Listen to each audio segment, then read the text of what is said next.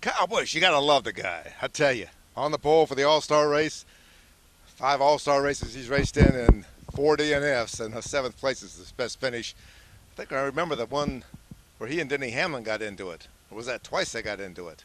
Kyle Busch. I tell you, when I was going through the video clips of the old Dale Earnhardt days down here in the All-Star race when he was like banging fenders right and left, boy, I'd forgotten how exciting Dale Earnhardt Sr. was to watch driver on this race.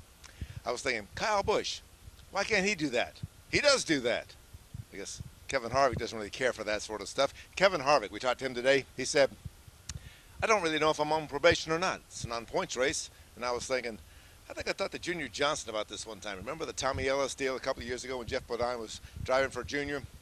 And Tommy Ellis was the poor victim. Junior's team kicked out of the sport for 4 weeks because of a big engine or something like that. Oh, I'll tell you, that was a story. I'll have to write that one sometime. Yes, I think they might be able to penalize you points. Greg Biffle was saying, how can they penalize a guy points if he's going to be in an on-points race? Hey, this is NASCAR. Brian France checked in today on the state of the sport. Said we're going to be up in some markets and down in others. He was referring to the Dover market. He said they had some bad weather, had a hard time even getting a crowd for that thing. 82,000 people is a pretty good crowd for anything, but they got 140,000 grandstand seats, so it's kind of hard to fill up everything out there.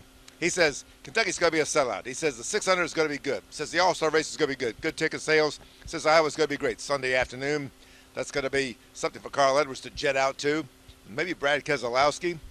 But right now, we're looking at the All-Star race. And we're looking at the showdown, the heat race to get in the All-Star race.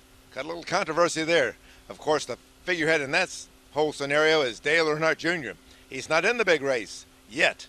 He's probably going to win the fan vote. But there are a couple of things about the fan vote.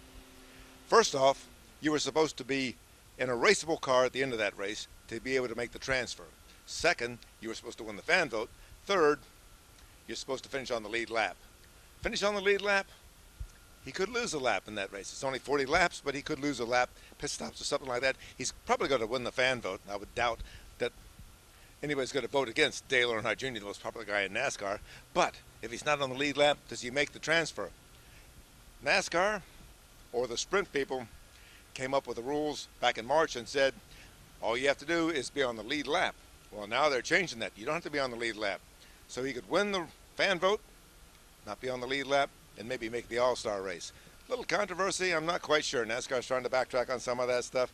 NASCAR's been doing some backtracking on some stuff lately. I think safety, we got a couple of questions about that. Maybe not here, but some other places too. Right now we got Kyle Busch on the pole for the All-Star race. Good pit stop. Greg Biffle right behind him for the start. And Clint Bowyer.